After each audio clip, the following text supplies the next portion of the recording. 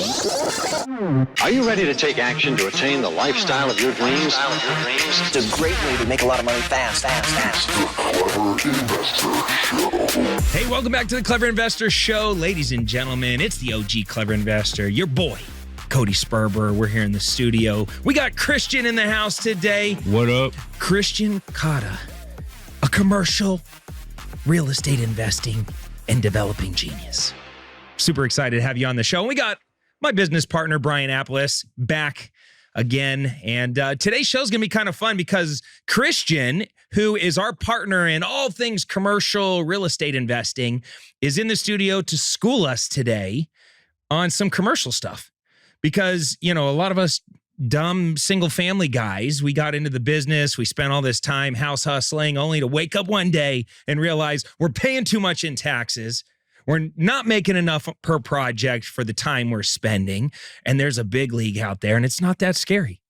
It's not that far off. It's not that you need to get into it.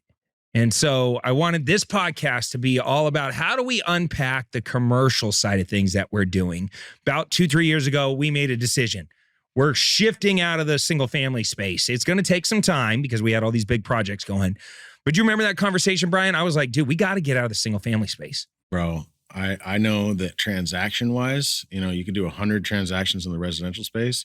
You could do 1, 2, 3, or 4 in the commercial space and make about the same amount of money. So where do you want to put your time, right? And we wanted to put our time in the commercial. And there's a difference. There's multifamily, which is not considered commercial. Even though it's a commercial type of investment, that's not how we're going to talk about today. Residential and multifamily has its play, but this is something completely different. And for the viewers, you guys are in for a real treat. Let's go. Yeah. So today we're going to be talking about shopping centers. We're going to be talking about triple net single tenant leases and development plays in the commercial space. So, all right. So first off, Kristian, how long you're a commercial real estate agent. How long you been doing that? I was a commercial real estate agent. So I was a broker for 20 years. Worked for nothing but commercial developers, guys that built Home Depot, Target, Walmart anchored shopping centers. They put me out on all the little pads out in front doing the, you know, Walgreens, Starbucks deals, all that. So that's where I cut my teeth. I never actually worked for one of the big commercial shops. I never worked for CBRE. Jones Lang LaSalle, Cushman Wakefield, just worked for those developers, getting an inside look at how they structured all these deals from start to finish. Because at 25 years old? You know me this whole time. Oh yeah. Yeah, 25 years old, starting in the commercial. I never did a residential deal.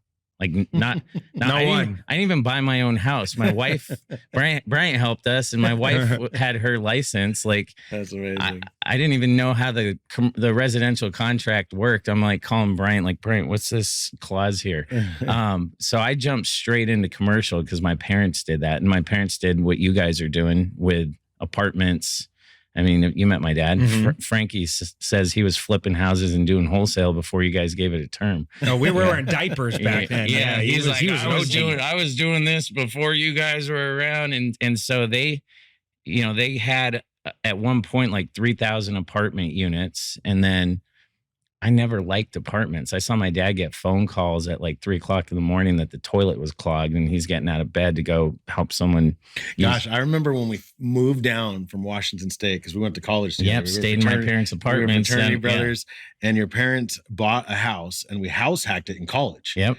It was called the G Spot. Yeah. Right. And we'd always wait. I got to hear some stories about the G Spot. It was the G Spot because it was where all the good times happened. Oh, good times, huh? But we literally moved out of a fraternity, got a house, and then we rented out all the rooms, and it actually had a detached casita. Yeah. And your dad was trying to teach us real estate while we were in college, saying, look, I'm going to buy this house. You guys are going to rent it by the room. Yep. It's got the detached casita. That's where Kristian's going to play over there. So he had his luxury play manager. Separated stuff. You were managing the property, Yeah. collecting the rents from me and the 5 other people that lived there. When people didn't pay. There's just 5 dudes in the G Spot just hanging out. Yeah, and we threw we threw our parties, live of course, out parties and stuff. But a bunch of dudes at your parties. Oh, no. Brian's face right now. Obviously, you've never been to Washington State Everybody's University. married here. Yeah. I'm talking to two married guys. They got to be careful. When you're stuck with 25,000 people in the middle of some wheat fields in the Palouse, Oh. it's go Coug time. Yeah, But they're no short of the good parties. But what we learned was, wait a minute, why? Like in college, why would you even want to own a house? You just rent, right? And your dad taught us a valuable lesson. And then as soon as we graduated from college, your dad taught me another valuable lesson, which was, come stay at my apartments on Broadway, right on Mill Avenue next to ASU. It was like 5 minutes away. Yeah. And you actually moved in there. Casa Grande Apartments. Yeah. And that was like an 85 unit or something like that. Yeah, there was like 10 of us that moved from college, and my dad had a vacant building and said, why don't you guys just all rent apartments here and take over this one building? And then we got to see how we filled it up and how we were turning units. And Jeff Lampert was the carpenter. Yeah, and I was helping my dad remodel all these units while I was trying to get my real estate license. And we were, 10 and I didn't even know what was Scottsdale. happening. And that's the funny thing about life is, if I would have known what I know now, and you were to take me back to when I was 21 and I just moved here, of course, anybody that knows my story or follows me, I owned a merchandise business straight out of college that I started. My dad told him to get a plane and put Ragman Enterprises on the side of it. Ragman for the t-shirts.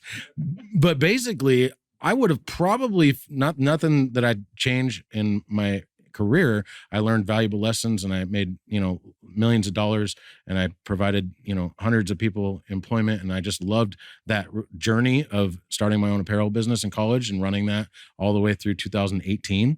But if you would have taken the 21-year-old Bryant and you had Frank, the mentor, saying, this is how we turn over units, this is how we fill up an 85 unit, this is what my cost per door is, this is what we're going to be able to sell it on a cap rate. Holy smoke. So the ability to just get in when you're early and understand whether it's commercial or multifamily or just real estate in general, it's going to be a life changer. But you went and stayed in real estate. Yeah, but so they had like 3,000 apartment units, and it was mom and pop trying to manage all these. That's crazy. Units. They didn't have a property manager. Florence, it was Kata property management, and my mom ran the office. They had like 2 or 3 people that worked in the office. My dad ran the construction crew. They do all their own rehab. They do, all their own stuff. My dad was really good at finding deals, but he didn't understand time decay. So the longer you held it without doing the add value, it was kind of like it got extended. And I started seeing how it was causing all this stress and strain. I was working for my dad, running one of his crews, getting my real estate license. And I was like, dude, multifamilies, these apartments are not for me. And I couldn't get my real estate license up here because we were so close to Scottsdale, and the classes were at 8:00 in the morning, and we were going out on a Wednesday night, and I couldn't get into priority. You were raging a little too hard. 25 years old, dude. We came from the Palouse, and we're living in Scottsdale, and so I ended up going down to Tucson. How good is Scottsdale? Oh, it's awesome. It is so stacked with talent. Yeah. Thank you, ASU. Thank you for recruiting all the best people from Washington and Why do you Seattle. think everyone wanted to move down here? We came down here on a spring break trip and stayed with my parents in one of their apartments, and everyone was like, we graduate in 6 months and we're moving to. Just putting it out there, just so you know, I met Kristian through Bryant by going to Rocky Point and raging in Rocky Point together back in the day. 2004. Cowboy legend. Oh my God. Remember the cowboy, the Bon Jovi cowboy hat? Oh yeah. That was fun. But to get back, so I saw my parents doing that. I moved down to Tucson. My dad introduced me to a gentleman named George Larson, who is one of the best human beings you could ever meet. He will share as much information. He's just a great down-to-earth guy.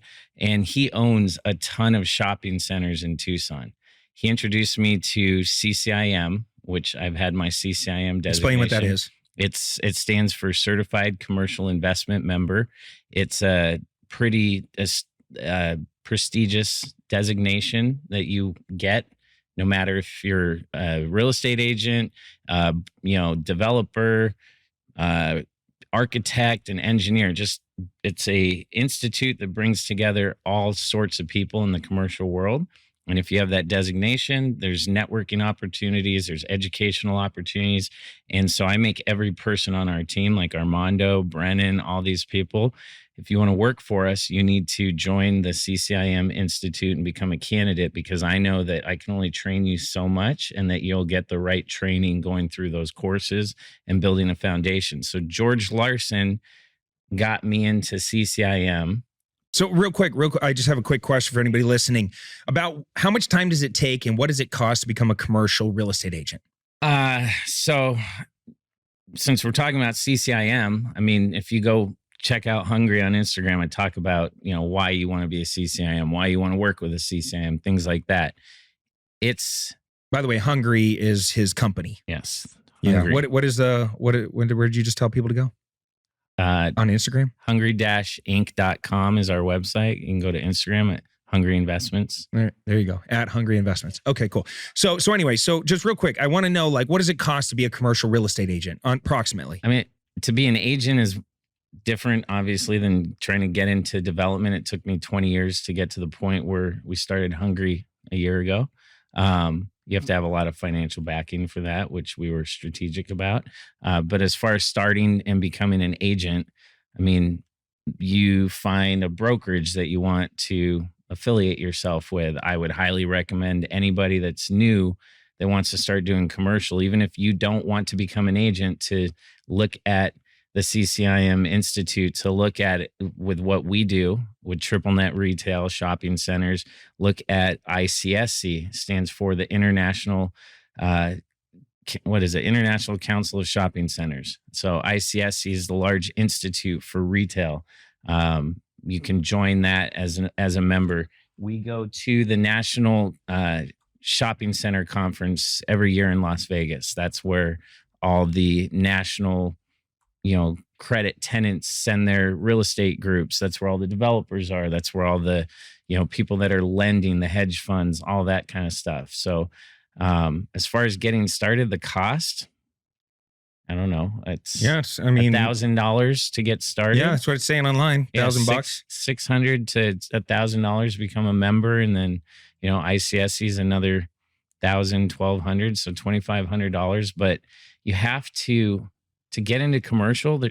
Anyone can go buy a shopping center. You're going to end up with mom and pops, which are not the worst thing in the world, but there's levels to what we're doing. I'm going to get to that real quick. I just trying to get a foundation. Yeah. So like anybody can go pay $1,000 become or less and become a commercial real estate agent. What are some good brokerages out there? If you want to be part of a big shop, the national guys would be Matthews, Marcus and Millichap, CBRE, Jones Lang LaSalle, Cushman Wakefield. Every region, every market has their own competitive boutique shops. I'd say like here in Phoenix, we've got some smaller groups like Levros. We've got, there's guys that are doing development and brokerage, which gets a little, kind of gray area in there. You've got Phoenix Commercial Advisors here in Tucson. You've got what's Craig Finfrock's a buddy of ours. He's got a boutique brokerage down there. Born Partners. Pollock, like what you see. So Michael's in Arizona, you see Michael Pollock everywhere. So Michael's he's an investor. So he owns a lot of property and he self-leases. So that's a big difference that you see. So people aren't going to him hanging a real estate license. His is all for his in-house If you stuff. see his sign, he owns the property. Yeah. Okay, we're going to get to Michael Pollock because he's a wild character. Okay, so pay $1,000, maybe decide if you want to do the CCIM thing, which is more of a specialty niche. Why? And we talked a little bit about your parents started in shopping or in multifamily, but they shifted out of multifamily over into some shopping centers, right? Yep. Okay. And you guys held those for many, many years and managed those.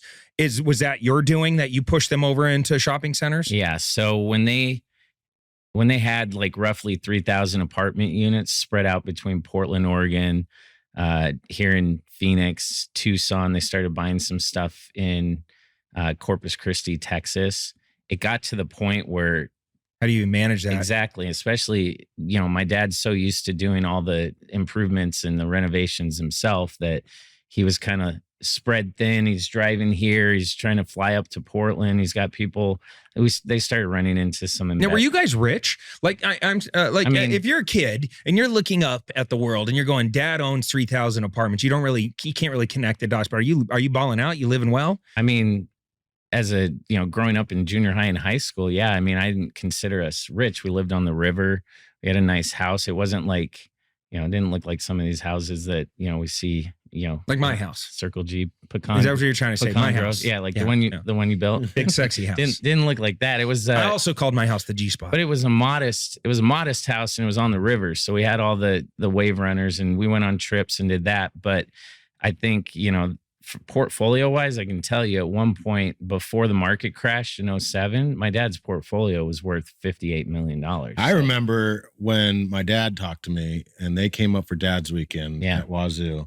And we were 20 years old, 19 years old. And my dad sat me down and said, hey, I just want to let you know, that Kristian and the Kata family, not only do I like them as humans, but I respect them as business people as well. And you have a lot to learn from Mr. Kata and his son. And, take advantage of that relationship and learn. Yeah, don't just party, because when your dad, Frank, talked to my dad, they had conversations that we didn't even think about or know about. Yeah. But my dad was really in awe of, the ability to go and build a $58 million portfolio and how that looked. And you wouldn't tell it. I couldn't tell it by looking at your mom, your dad, by the vehicles that they drove. Or, I mean, your parents today stay in a $300,000-$400,000 ranch style house in Tucson, but they could be in a $3-4 million house on on top of a ski mountain. So it's always that millionaire next door that you're kind of like, but I love that. That was why they want the big house. My mom just looks at it as more house for her to clean. Yeah, but that's why they looked at property management, and I'm going to fix it. And eventually, to scale, you need to hire the property management company. So my dad, my dad was really good at finding opportunities, seeing opportunities. I think he wasn't the most organized. My mom was the organized one. And I'm still tripping that your parents self-managed thousands of units in multiple states.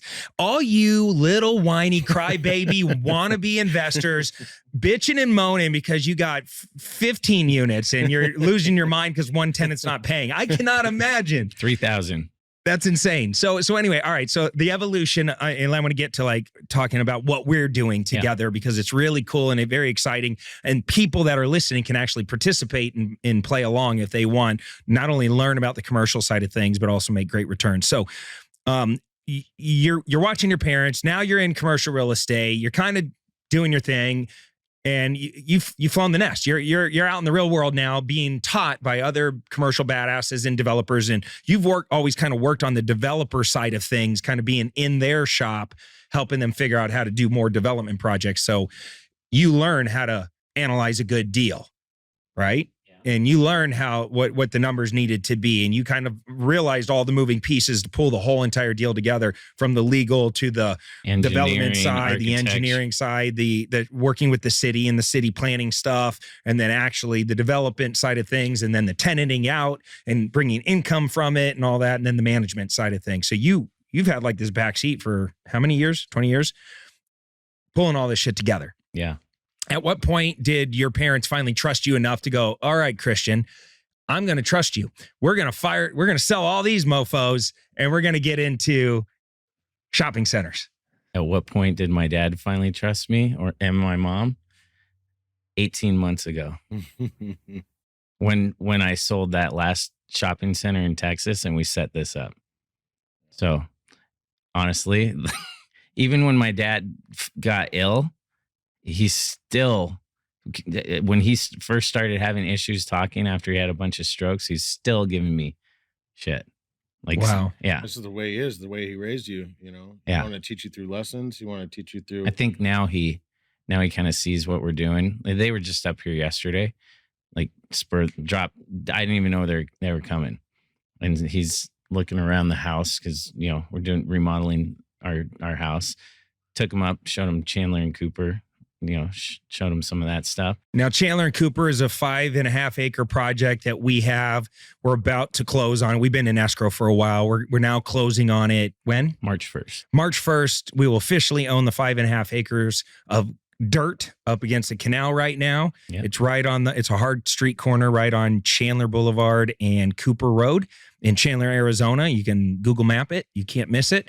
And what's our plan with that project? So we put it in escrow in July and went through the whole process of doing what's called a pre-application packet, working with our attorneys to get feedback from the city. So it's the first step in a long process of making sure you have all your entitlements to be able to do exactly specifically what you want to do. So, and what's entitlements? So entitlements are the legal, basically it's the documentation that the city gives you that says, yes, you can do these things, that you can develop these things that you've submitted to us and that we've given you approval on, but they come with a long list of caveats of, site work and things they want the city want. Yeah. So essentially, when you entitle a property, you're changing its usage in some way, shape, or form. You're going to the city and you're saying, hey,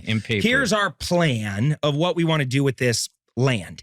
And the city goes, no, we don't want you to do that. We're willing to let you do some of that, but here's all the other little things we want you to change. Use our project specifically, because before we put in escrow, there was two other developers. One was a multifamily developer, and the city said, shoo. We don't want more multifamily. We are stacked with the multifamily. Yep. We don't want and the neighbors, multifamily. Neighbors did too. Neighbors came up in arms, said, you put apartments here, you're going to put a strain on the schools. You're going to add too much traffic, too much congestion. So those developers took off. They were out. Yep. Then the second guys came, and these are some of the biggest assisted living developers in the country. And they said, okay, well, we work with elderly people, so we won't have the traffic issue. Yep. And we won't put a strain on the schools. But we need 4 stories in order to make our project work. And the city said, you'll never get 4 stories.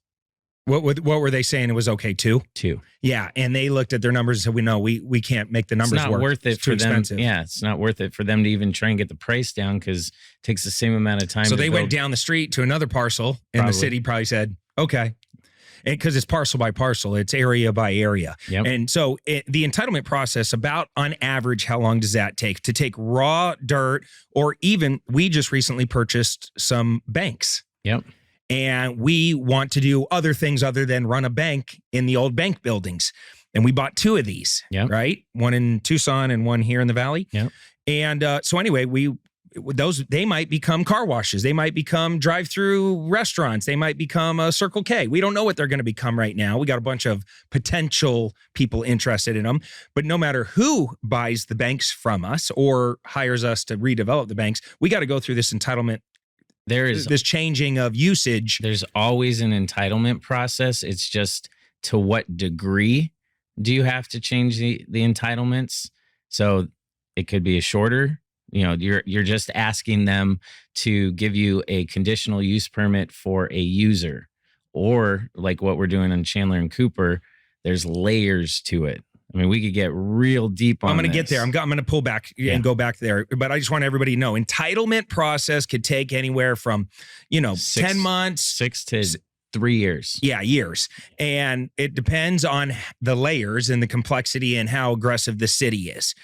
There's been some where we're able to, cut the parcel into 3 individual acres. Here's a good analogy. And we're good to go. Here's a good analogy. A simple entitlement process is getting a puzzle in a box, and all you have to do is make it look like the picture that's on the box. Now they got those crazy puzzles that are like 3D and stuff, right? That's what a complex entitlement looks like. Yeah, it gets real heavy. And that's why we have, and in the commercial world, you have attorneys involved, like big law firms, and about what's this going to cost us, just a ballpark, just to take and do the entitlement for the raw dirt, because our plan in that particular project, which one? Cooper and Chandler. Our plan for that is take the 5.5 acres, figure out what the city will allow us to do, and at a bare minimum, put it into 4 parcels, right? That's our goal. We might be forced to do 3, but our goal is to get it to 4. And each parcel will be either sold off or developed in some way where we end up continuing to own the land and do what's called a land lease back to the business that actually runs their business on our parcel. And so just for imaginary purposes, we might put a gas station or a car wash in one of the parcels and a fast drive-through restaurant in another parcel. Maybe like a coffee shop or... Right. Yep. And so some of those businesses might want to actually own everything and some businesses won't. But what's cool about this process is once we get the entitlement done, and about how much will that cost us in entitlements? This particular project is more complex, so $60,000 to $80,000. So we're going to float 60 to 80K for a year to a year and a half, depending on, hopefully less, but depending on what the city says. And during that time, we're kind of shopping around. Who's interested in this area? Dating. Yeah. Who really wants, and we're trying to get people ready to submit an LOI if and when the entitlements get approved. No, they'll submit them before. Everything's going to have a contingency in there based on a couple of things that we have to get approved through the entitlement process. So we can get our LOIs, we can get our leases completely done with that one contingency or those 2 or 3 things. And then as soon as we get a rubber stamp from the city, those go away. And now they're locked in. Yep. And so you're kind of locking in your profits from this. It's still dirt. Yeah. The only thing we can know exactly how much we're going to make and be waiting. You could still be in your IP during this process too. Like the fact is that we don't close till March, but we already have the LOIs. We already know what we need to do for, the zoning approvals. We're going to start. We're literally almost done with the deal before we're working with the civil engineers right now to put together a utility plan. Because of our pre-application meeting, we know what the city wants from us for on and off-site work. So they want us to put a deceleration lane, a bus stop. We got to move a curb cut. We have to fight to keep a curb cut. Because of what we're trying to do and knowing the neighborhoods, we're looking at creating a dedication for some excess land that sits in the back that we really can't develop and giving it to the city and creating... Cody Sperber Park. Exactly. I love where our head's at here. We're going to do a bronze statue of me and Hudson in the back. Yeah. It's going to be 30 foot tall. We're going to thank the city, this giant Sperber. Yeah. No, and these are things that you don't really think about too, because it was like, when you say offsite work, a lot of investors, when they're new, they just kind of pencil out, what is this project going to cost me to develop the land? You forget the city's going to go, no, you got to cut the whole street to pieces, put a deceleration lane in there, a new turning lane, and it'll be $1 million, $1.5 million bucks. Yeah. And you're like, ugh. That's actually what we're penciling right now. 1.5 million is what we're... Yeah. See? This is what happens when you're... You never knew how expensive a bus stop was to build until you... Oh, yeah. Can we make it a Cody Sperber bus stop? Can we make it a special, artsy... Those shirts and those socks that get your face all over it, can we put it just on the back of it? It says with the clever hat? Yeah. Yeah. I just want the bus stop at the top of it to say, take care, comb your hair. That'd be amazing. Yeah. And the cool thing is also when you do a ground lease and a tenant builds the structure on it, that structure stays at the end of the lease. So you actually get a free building. All right, let's just open that up real quick. Let's just open that up real quick. How to get free buildings. So let's say one of our buyers or users happens to be, I'm making this up, but a coffee shop with a drive-through. We get the entitlements done. We sell off one plot to a car wash, another plot to give me another example, a hotel. I don't know. I'm making shit up. Burger joint. A burger joint. So we got a car wash or a gas station. We got a burger joint. And then we got this little coffee shop. And the coffee shop's like, listen, I don't want to own this, but I will lock in a really, and it's a national coffee shop that's starting to scale, right? Or a somewhat national coffee shop that's starting to There's scale. 1 million of them right now. Yeah. And they're in a bunch of other states. They're trying to break in Arizona and take over market share. So they come to us, they get word that we have this parcel and they're like, that's perfect. We want that. How do you structure that and what does it look like from an investment standpoint? So we're going to lock them into a premium lease for 15 years with 10 to 15. So 10 to 15 years at a premium per square footage. Well, we just did this morning. So Phil and I, our other partner, we had a Zoom call with our leasing team to go through a bunch of the LOIs that have been submitted, because we have been sitting here stalling on sending them responses because we had to rework the terms of the purchase. And so now that was Phil, or was that D? What? Was it Phil or D that did that? Phil. Not D? No. Oh, okay. Wait, hold on. What am I missing? No, I didn't know. I didn't know who it was. No, Phil and I had a call with our leasing team. And so we went through all the LOIs, but we have to weigh, because we're not just getting, ground leases are great. And I know that everybody that hears this and if they start Googling a ground lease, they're going to be like, what? I can do that? Because as soon as you tell someone what a ground lease is, they're like, that's all I want to do. It's great because you eliminate all your builder's risk. But some of these, if you want to work with national credit tenants, you have to be you got to work somewhat within their terms too. So let's use Starbucks, for example. They will only do a build to suit. Are you going to say no to Starbucks because you don't want to build the building? Maybe if you don't know how to build the building. So then your power team is a preferred developer, right? No, you're not bringing in a preferred developer. You would make sure that you've got people on your team that can handle that. We can handle that. Yep. If somebody had a piece of dirt and Starbucks wanted to be there and they're like, well, they'll only do a build to suit. Yeah, they could contact us. It would be a JV. We would bring someone in that was qualified and knew how to, put the numbers together and do that. But what we did this morning is we went through and weighed out. We've got 3 of the exact same competitors, all in the same niche, that want one of the pads on our project.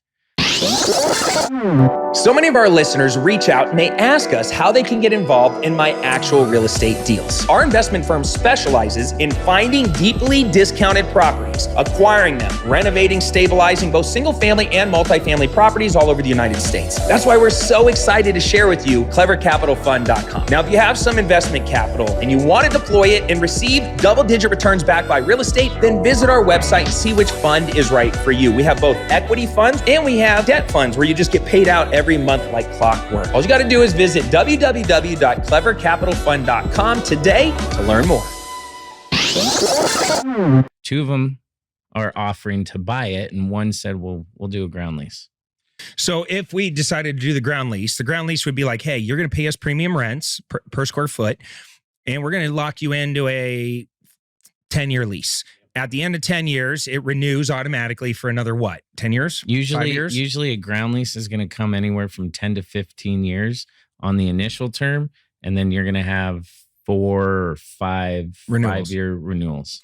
Got it. So it'll automatically renew for another 5 years at the end of the 10 years. And then 5 years later, it keeps going and up. the rent pops up. And if at any point in time they say, hey, it's been 15 years, we're out, we don't want to do this anymore, they literally leave and you inherit the building. Yep.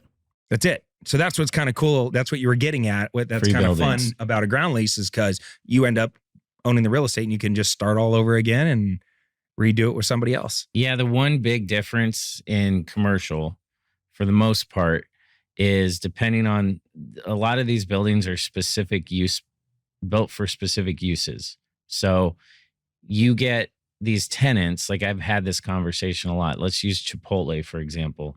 All of a sudden now you see Chipotle with it's not a drive-through, it's a pickup line, right? And the reason that they did that is because when COVID hit, they all of a sudden realized we can make a ton of money using, with people just coming through this pickup line. Same thing with all these new places that now want drive-throughs. This is why drive-throughs are becoming kind of a crux position for the municipalities. So they build their buildings and their footprints, their prototypes, specifically to their business model, because they've figured out how to maximize their sales per square foot. So they know. So you're talking about like a Salad and Go building is so unique to Salad and Go. They're like these tiny little. It'll be real interesting in what like happens? 10 years to see how some of these buildings, if they leave them or they go I could see the vacant. Salad and Go converting to a coffee shop. Yeah, that'd be Something a like little that. easier. Yeah, but like, a burger joint, corporate they'd rather just bulldoze the building and put a new one up so it fits specifically in their box. Whereas if you're dealing with a franchisee in the market, they're looking at, well, shoot, I have to spend how much to build that building, or I can spend a little bit and just retrofit something that's already there. Yeah. Now, but what the other reason I like it is you still own the real estate. So you get the depreciation. Yeah. You get to the tax write-offs. All right. So anyway, let's kind of keep it moving. So you're working with your parents. You convince them to move a bunch of stuff over. They own commercial for many years. They eventually sell out of everything. And recently you started Hungry Investments. Yeah. And you brought in Brian and I to do a bunch of projects together. And so in a HDP. Yeah. Yeah. In about what is HDP? Hungry Development Partners. There you go. And we've done in about it took us a year to get things rolling, but in the last 6 months or so, we've got like 5 deals, one more that we're trying to lock up. Yeah. So just spit them out. What deals we got going on right now? We have the 2 bank deals, and the bank deals took a lot of front end work because we had to become approved buyers. Very much relationship, like working relationships. And then we've got some really good partners that we can come in and, buy these things, flex. Yeah.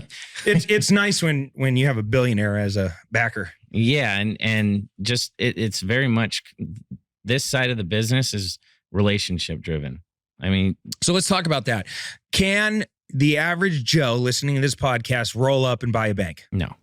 Okay, why? Because Wells Fargo won't even open your email, and you won't get a hold of anyone on a phone call. So this is controlled by a good old boy commercial network. Blue blood. Yeah, I like that. It's Texas style. Yeah. And what I love about the commercial space is the risk mitigation up front and the ability for the profits to be high. You usually think higher the profit, higher the risk. This is the exact opposite.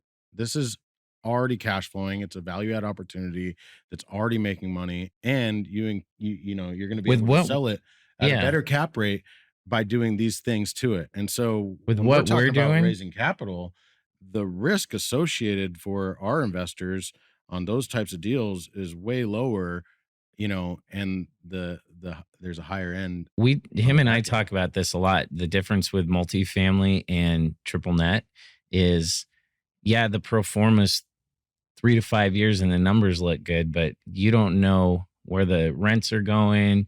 You don't know what the vacancy rates. You think you're going to get it to 90% occupancy, but who knows how long that's going to take. When we're talking about either a single tenant or a small multi-tenant building, let's put the shopping centers aside. That's different, a little different. We can do a lot of stuff up front. The bank deals are a little different, but they're also A+ real estate. Corporate guarantees. We're getting not wanting to ruin their credit. Even if they close with their leases, they're still paying rent. So there's strategies we could get into. So these are AAA credit rated people that end up using these spaces. 100,000 plus cars go by every single week? Day. Every single day, 100,000 plus cars. We're talking about big chains want these type of locations. Yeah, they're by the grocery stores, the Targets. You've heard of these chains. And that's what you're talking about. You de-risk so much on the front end. So when we're going in to buy a bank, we're leveraging your good old boy network. We're getting tipped off like, hey, these banks are coming. And we've made offers on a half a dozen or so banks. A few. And we almost got a couple and we just missed. And then all of a sudden 2 popped. And it's like, oh shit, we're buying banks. This is kind of cool. First off, we needed the good old boy network to get in there. And then we needed the financial wherewithal to be able to go to these big banks that are selling and show them that we can fund these things very quickly. And so when you're making an offer on something like a bank, we're incentivizing them by saying, here's our proof of funds. Here's how fast we can close. We don't care. Here's our track record. Here's our track record. We don't need you to touch it. We'll close in X amount of days. It's almost like you're buying residential and you're trying to incentivize them to sell to you versus the 10 other offers that they have on there. And it's whoever they like the best or whoever. And if you perform, once you perform, you're on a like a dean's list.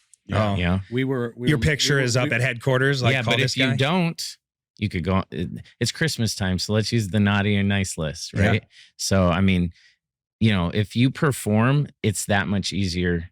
Yeah, of course. To be accepted and win a bid going forward. Josh and Bill with CBRE were in our office here just last week, and they literally just got done telling us that they, for lack of better words, they blackballed this one group because they were retrading every deal. Single deal. And so they don't even look at those offers because they always came in high. They were always the highest offers, but they found out there was a lot of cancellations. There was a lot of retrading. There was a lot of give me the price difference. So you flip back to the residential. It's like some educators out there, they just say, get control, get it under contract. And they're teaching, these people to go lock up stuff for more than it could be sold for. That carried over in some of the commercial stuff. It won't work. And that's where you get blackballed. Now you can't even get your emails open, like Kristian's saying. But so they won't even get a seat at the table. Yeah, we're closing deals. And so you got to be careful that you're not just trying to retrade and get things under contract, because you only have one reputation in commercial. With wholesale, it seems like you're always on to the next subdivision. Yeah, nobody's talking to each other. But it's funny that he's used that term. So when I worked at Born Partners in Tucson, one of my mentors, and this stuck with me forever, they call him the professor. But he said, in this business, there's only two things you have that no one can take away from you. One is your reputation, and two is your Rolodex. And so that's kind of like carried over into. Yeah, that's great advice. Yeah. Okay, so we got the two banks, and our plan is to work, figure out with the city and all these potential letter of intents from all these people that might want to use it. What is the best end usage for it, and which direction we're going to go? So it's a little too early to tell exactly what we're doing with those. Yeah. Chipotle loves banks, though. They do, but we also have to figure out how the numbers work. Yeah. It's how much were these banks in general, ballpark? Range. Give me a range. 2 million. Or tell me exactly. Ish. Okay, 2 million ish. There you go. All right, and so we got the two banks. We got the 5.5 acres over in Chandler and Cooper. What else we got? We've got a small deal in Flagstaff, half acre, right across from the mall, and we're hopefully putting a coffee shop there. Yep. Yeah, we've been working on that for a while. Yeah, we had one coffee shop that got turned down because their operations team, they're new to the market, so their operations team said they couldn't do one without doing a second. We need two in the Flagstaff market, or we can't do it. Too far away from Phoenix. Okay, well, but we got a better one teed up. Okay. And we're just waiting on the city, or what are we waiting on that one? Yeah, so in order for us to move forward, so to go back to the whole conversation on entitlements, every single municipality has their own set of rules.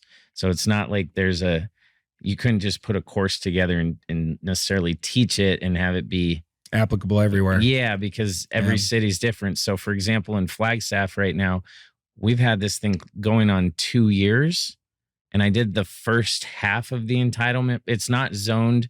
It's the only piece of property along the main highway near the mall that is not zoned for a drive-through. It's the only piece left. So the city's like, of course we want it. We'll work with you. Okay, great. So I start the process. I get the initial halfway point done with this coffee shop. And then they tell me, well, we can't move forward until there's a second one. Yeah, until we have a second location. So then we turn and we start trying to, there's only 3 areas in Flagstaff where you would possibly put one. And the other 2 are so competitive that we're trying to turn over every stone and find a second or a third deal. Well, luckily, as we're going along, we said, let's just start marketing it again. And we get a better coffee shop, in my opinion, that is like, oh, that works perfect for us.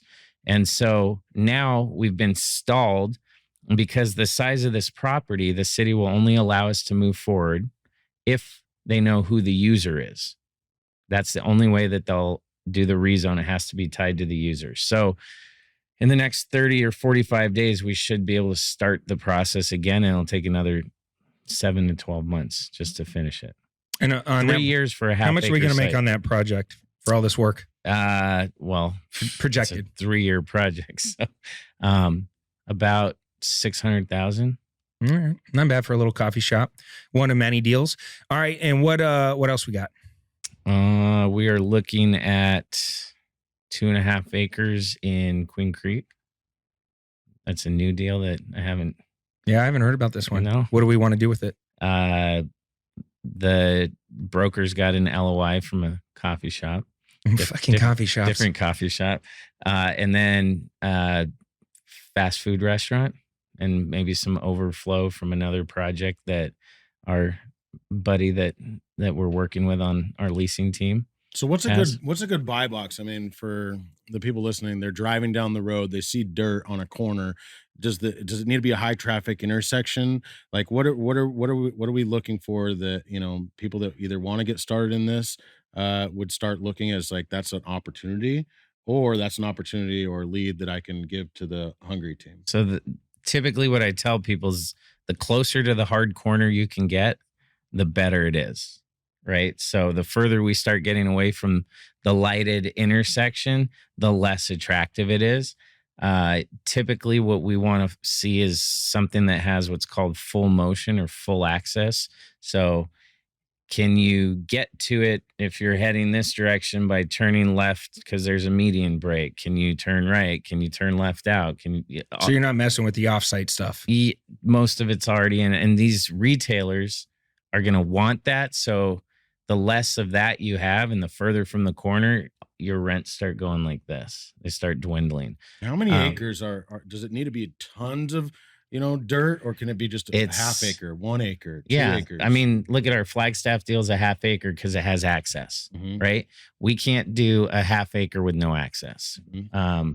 Each pad, we have 5.5 acres. We're talking about 4 pads. So is that like a 1.25? For each pad? The building and the size of the land is based on the city's requirements for parking, for turning radiuses, things like that. So we can look at smaller stuff if it has what's called reciprocal parking, or we can get time to go to the adjacent owner and say, hey, you've got all this extra parking. Could we give you some cash and put a reciprocal parking agreement in place? So we can go as small as a half acre, and there's not an upper limit. I mean, we've just chosen to stay in that 3 to 5 acre territory for now. That doesn't mean that when we get done with our next 10 deals. What I've learned is when there's dirt, that means that there's an entitlement development opportunity to put end users either through a ground lease or sell out and subdivide. Yeah, I mean, and then I've realized when there's a smoke shop, like there happens to be on University Drive and Mill Avenue, and it's just sitting there on this corner, right? Actually go over by Broadway Apartments, and it's just a smoke shop, but it has a for sale sign in the yard. That lead is something that might be converted to a McDonald's, a Chipotle, and that's our end user. So depending on the size. On the residential side, for all our viewers that are wholesalers, you're always trying to figure out, like, how do I reverse engineer the transaction? Well, that's exactly how you do it. You know that this person buys stuff on a corner. It doesn't matter if there's a dirt, or if it doesn't matter if it's 3 to 5 acres, and it doesn't matter if there's a building on it. It could be turned into something. So now, when you're driving down the road to go to your restaurant or go get food or go to the grocery store, start looking at the corners and what's surrounding and any for sale posts. If there's a for sale post with the brokerage, does that mean it's too late? Everybody's seen it. How do you get in before? You're looking at, if you see an intersection and you see Starbucks, a McDonald's, a car wash, if you start seeing some of these players locating there, you want to take a look and see what are the older buildings. What are, like, that looks like that a restaurant that's been there for 15 years and they're not open all the time, or the seafood buffet place that has like a 2-star health rating. I don't Seafood Gourmet over there, the Pollock one. Yeah. Oh, yeah. That we went and looked at when we were thinking about our next building. Oh, I remember. Oh, you had us in the kitchen. It smelled like this. Across the street was Hoosiers Cafe, and it was empty breakfast place.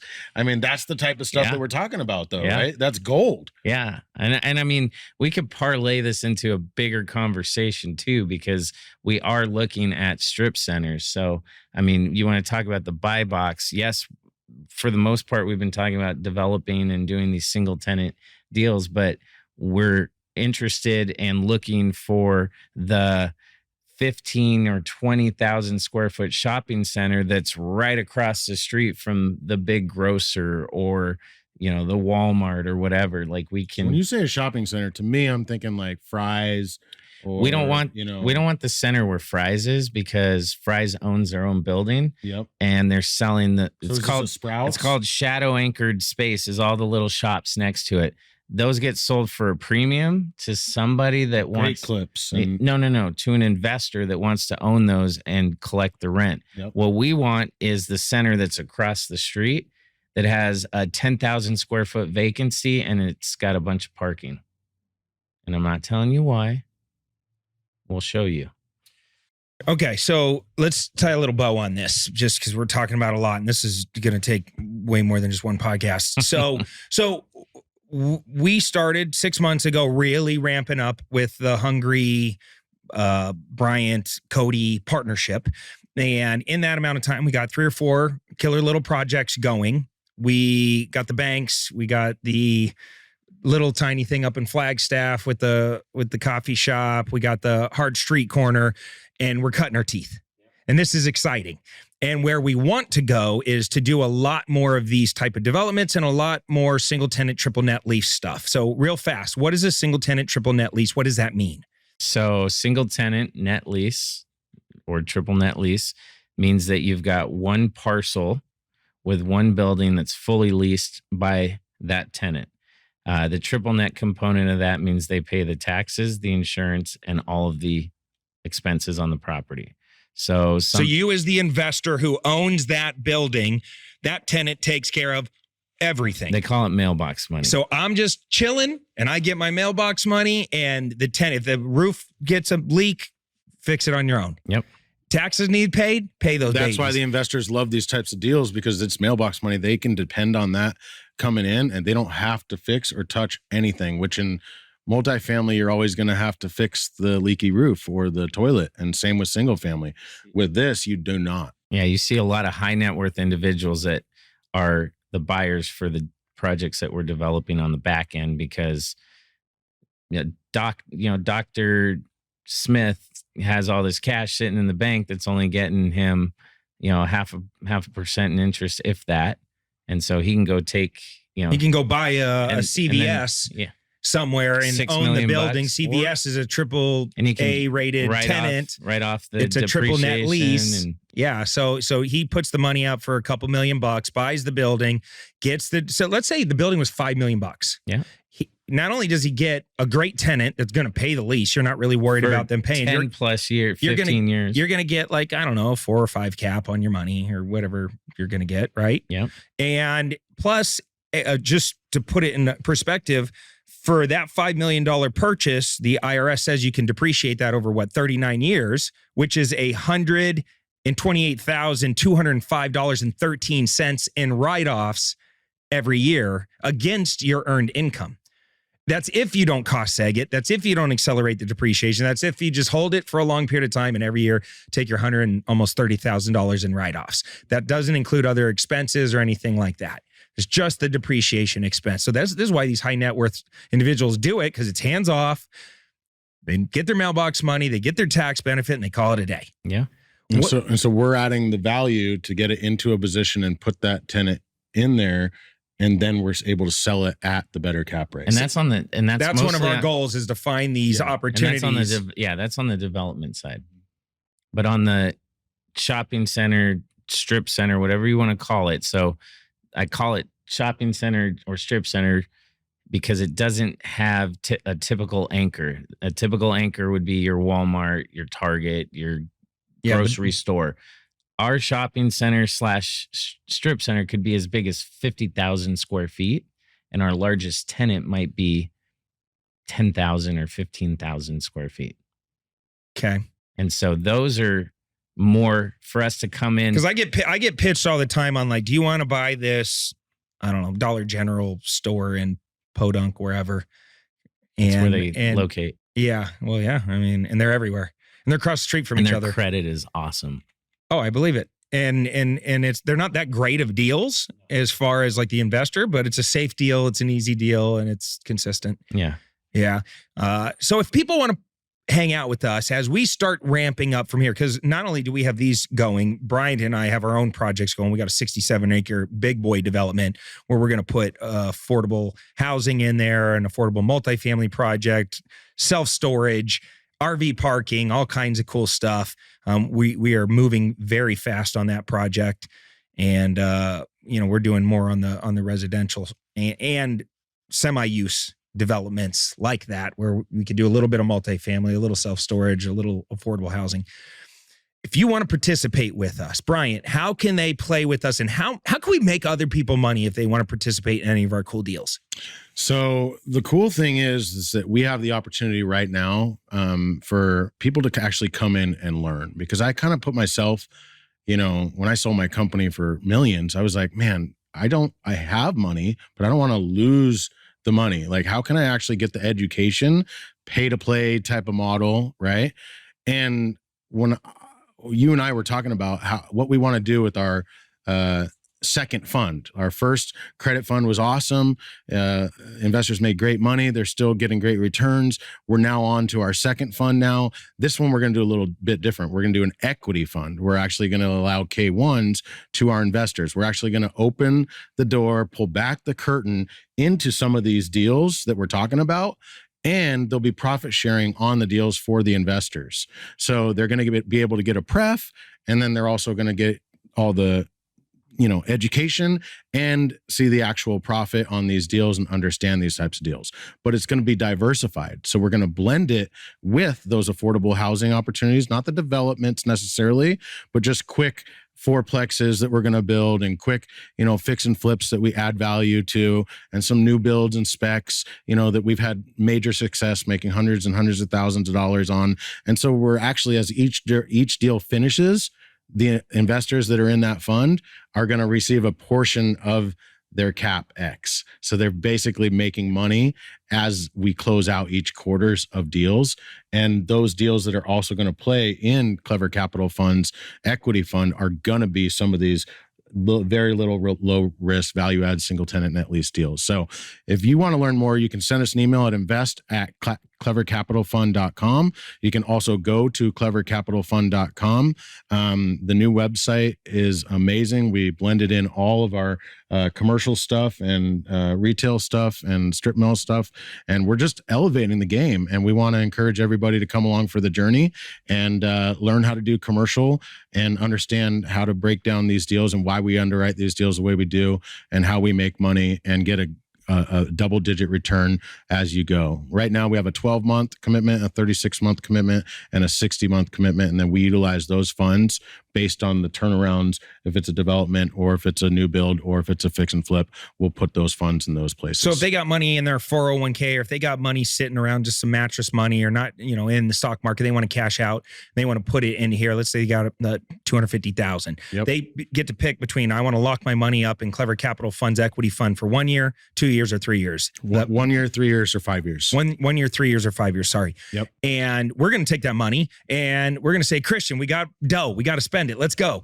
And you're going to reach through your network and you're going to call me up one day and say, we got another bank. We want to convert the bank to a Circle K. We think that we can, Circle K is very interested. I'm making this up, by the way. Very interested in this particular location because they need a store there. And we think we can get the city to work with us. And on the back end of it, we should make between $1.5 million to $2.5 million. Am I ballparking in the general area? Okay, cool. Here, this is a quick and easy. We won't look at a deal if it's not a 1.5 return multiple. Okay, cool. So what I'm saying is we're going to take our entire team, all of our years of experience, all of our resources. We're going to do 100% of all the work. You put your $250,000 in. Now you can earn whatever 14% returns on your money. You get the K1. You get to participate in our projects. Learn the entire time of exactly how we're doing, what we're doing, and all that good stuff, and build a relationship with us. That's the play. Yeah. Super simple. And where else are you going to get those type of opportunities? Or what are you going to do? Break into the good old boy network, spend 20 years doing commercial real estate, get your CCIM, go out there, flip 3,000 houses, do 5 years of a development before you get an opportunity to sit at our table? No.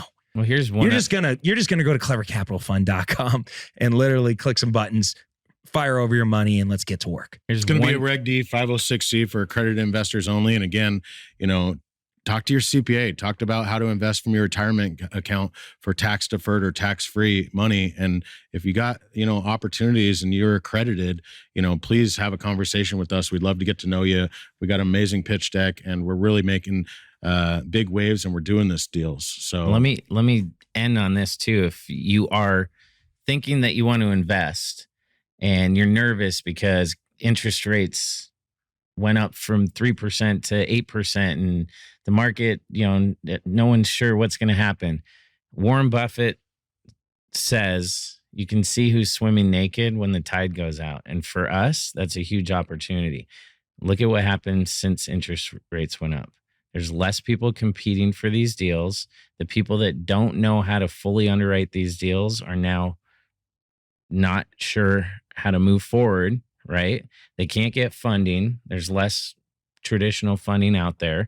And so what we're doing is we're putting ourselves in a position to take advantage of opportunities. So one of those opportunities that we will probably see more of in the next 6 to 12 months is what we call broken deals. Somebody else that had a great deal and now they're just trying to save their hide because they don't want to lose everything. They'd rather lose a little. They don't want to go on the naughty list. or they just don't want to lose all the money they put in here. So if they can, lose a little bit instead of losing a whole bunch, they're better off doing that. Oh, I love broken deals. That sounds sexy. I'm getting real estate chub right now just thinking about those broken deals. Yeah. By the way, an accredited investor is anybody who has made at least $200,000 a year for the last couple of years, and you intend on making it again, or if you are married, $300,000 a year as a partnership, and if you have $1 million of net worth, and not including your primary residence, that will also get you qualified. And we also have opportunities coming in the door for non-accredited investors as well. So real quick, where can you go to get verified accredited? Verifyinvestor.com. There you go. So it's that simple. Go to verifyinvestor.com, fill out the little information. It'll say, hey, congratulations, you're accredited. So that way, when you go and try to jump into our deals, a fund, any fund, if they're requiring you to be accredited, you're already prepared and can show that you're accredited. So we want to work with you. And look, maybe you're not accredited, but you inherited $5 million because daddy did some power moves. Cool. We want to talk to you too. We'll put you in as an equity partner in some of our deals. If you can put up $2 million, $3 million, and you're the one person that listens to the Clever Investor Show that has that kind of money, talk to us. Like we'll just make you an equity partner. Yeah. I don't know. We'll give you, you got that kind of money. I'll give you 30% of the deal. Let's go. Every deal is different, but that would be outside the fund. Yeah, of course. All right. Thanks, guys, for hanging out with us. Kristian, Awesome. It was cool to have you on. We got to talk more commercial real estate. I want to go to the bank, film some cool content. Yeah, that's for sure. Standing in the vault. Yeah. Can you wholesale a commercial deal, by the way? Or do you have to take these down? What are you looking at me You know like, we can. Why are you looking at me like I know All how to right, wholesale? well, we got something coming for that too. We for got those some wholesalers out there. big conversations All right. coming about wholesaling commercial. Who wants to make 5 to 20 grand on a wholesale deal when you can make 125 grand on a wholesale deal? Snaps. Let's go flipping some commercial. Let's go. All right. Until then, we're out here. Go to Clever Capital Fund if you're interested in funding or getting involved in any of our projects. And just for hanging out, if you're just starting off in real estate and you're like, holy moly, that was a high level conversation. I just was trying to flip a damn house. I don't even know. I just want to wholesale one house and make 10, 15 grand. That sounds really good. I got Christmas bills. Let's go. Go to fliphousesbook.com.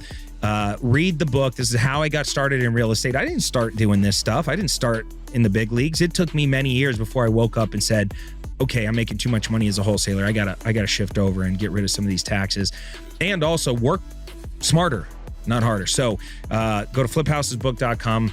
It's okay to start where you got to start. Use the resources you got. There's no wrong way to do this business as long as you get in, take action, and make money and have fun with it. All right, we're out here. Until next time, take care. Come here. Peace. Hey, Cody Sperber, the original Clever Investor, host of the Clever Investor Show podcast, and I'm shooting this ad right now to let you know that this podcast exists.